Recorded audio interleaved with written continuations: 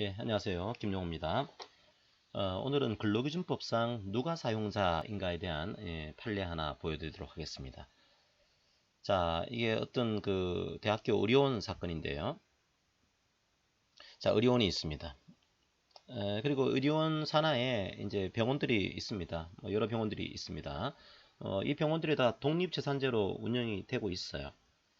자, 그런데 어떤 병원의 병원장이 있겠죠, 그죠? 이 병원장이 이 병원 근로자한테 임금을 지급하지를 않았습니다. 자, 임금 지급은 이 병원장이 하는 구조가 되어 있습니다. 자, 그런데 문제가 된 것이 이 D대 의료원에 보면 의료원장이 있단 말이에요. 자, 의료원장이 이런 일들을 수행합니다. 각 산하병원이라든지 기관에 대한 운영 전반을 관장을 하고 있고, 이 소속 교직원에 대한 지휘 감독도 하고 있어요. 그리고 자기가 각 산하병원의 연간 종합예산 편성, 조정, 통제 이런 것들을 하고 있습니다. 그리고 뭐 자금 운용 수지에 대한 현황 관리도 하고 있는 구조고, 만약에 이쪽 병원이 어렵다 그러면은 이쪽 병원으로부터 자금을 차입하기도 하고, 뭐 이쪽 병원이 어려울 경우에는 또 법인으로부터 이런 지원 같은 것들의 조치를 취하기도 하고, 이런 일들을 디대 의료원장이 하고 있어요. 자, 임금을 지급하지 않았습니다. 자, 우리 근로기준법은 임금을 지급하지 않은 것을 형사 범죄로 보고 있는 거죠, 그죠? 이에 대한 형사처벌 조항이 있어요. 자, 이 피병원에 임금을 지급받지 못한 근로자가, 자, 이 피병원장이 아니고요. 이 D대 의료원장에게 금기법 위반으로서의 형사 책임을 물을 수가 있을까? 이에 대한 문제입니다. 자, 이 우리나라 근로기준법에서는 이 근로기준법을 지켜야 될 주체로서 사용자라는 표현을 쓰고 있죠. 사실은 굉장히 사용자라는 표현이 좀 모호한 표현이긴 합니다. 자, 왜냐하면 계약을 체결한 주체는 누굽니까? 근로자와 계약을 체결한 주체는 계약 당사자는 사업주예요. 사업주. 사업주라고 하는 것은 자기 이름으로 사업을 하는 사람이죠. 만약에 제가 개인 사업을 하고 있다고 한다면 개인 그 자체가 사업주가 되는 거고, 자, 법인하고 이제 계약을 했다고 한다면 법인 그 자체가 사업주가 됩니다. 자, 그럼 사용자라는 의미는 어떤 의미일까요? 예, 사용자의 의미는 실제로 사업주에 한정하지 않고요. 좀 넓혀가지고 이 근로기준법이 실효성이 좀 확보가 될 수 있도록 이걸 지켜야 될 범위를 넓힌 겁니다. 사업주보다 넓힌 거죠. 그래서 사용자라는 표현을 쓰고 있습니다. 자, 그러면 이 사용자에 어떤 사람이 들어갔습니까?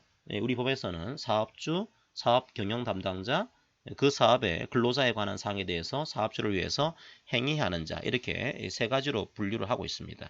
자, 그러니까 이 P병원의 근로자가 D대 의료원장을 상대로 해서 이 D대 의료원장도 사용자인 거다. 자, 사용자 중에서도 뭐를 주장을 했을까요? 예, 사업 경영 담당자인 거다. 자, 이런 주장을 하게 됩니다.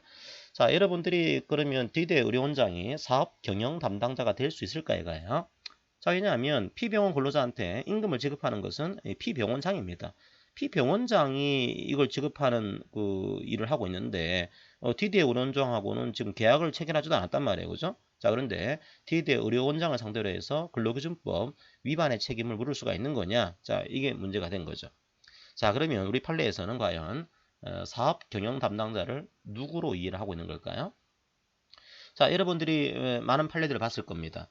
자, 사업 경영 담당자란 사업 경영 일반에 관해서 책임을 지는 자로서 사업주로부터 사업 경영의 전부 또는 일부에 관해서 포괄적인 위임을 받고 대외적으로 사업을 대표하거나 대리하는 자. 자, 이렇게 여러분들이 배웠어요. 뭐 흔히 이제 예를 들어 설명할 때는 뭐 주식회사인 경우에는 뭐 대표이사다 이런 식의 표현을 저희들이 많이 썼습니다. 자, 그런데 잘 생각해 보시면 이런 식으로 사용자의 범위를 사업 경영 담당자까지 넓혀둔 이유가 뭘까요?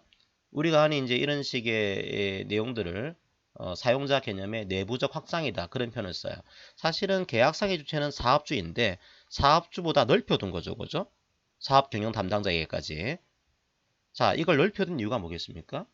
예, 실효성을 확보하기 위한 거죠. 근로기준법을 제대로 지킬 수 있도록 실제로 법인이 이 근로기준법을 위반하는 게 아니잖아요, 그죠?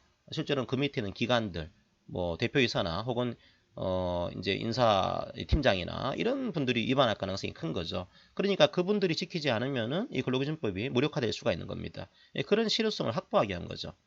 따라서 예, 사업 경영 담당자는 관계법규에서 제도적으로 근로기준법의 각 조항을 이행할 권한과 책임이 부여되었다면 이에 해당할 수 있습니다.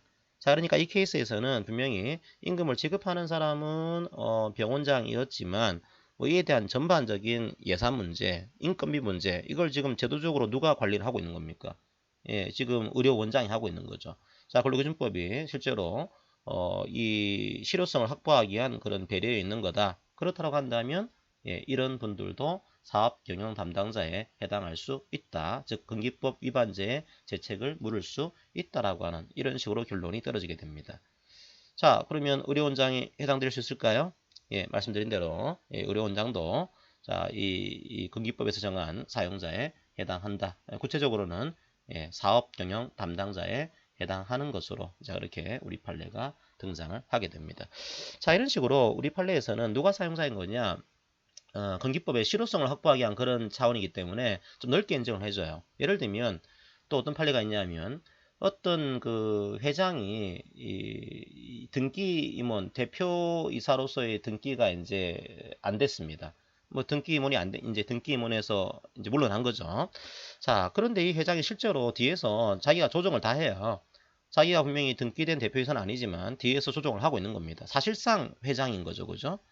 자, 그런데 어, 형식상으로는 등기가 안 돼 있는 겁니다. 자, 그러면 그 사람에게까지 사용자 책임을 물을 수가 있을까요? 예, 우리 판례에서는 그런 분도 실제로 근로기준법의 실효성을 확보하기 위한 그런 내용이기 때문에 사실상 이에 대한 이제 지배를 하고 있다고 한다면 사용자에 해당할 수 있다라고 하는 판례도 있습니다. 자, 오늘 판례도 그 맥락에서 여러분들이 이해하시고 점검을 하시면 되겠습니다. 자, 오늘 사건은 이것으로 마무리하겠습니다. 고맙습니다.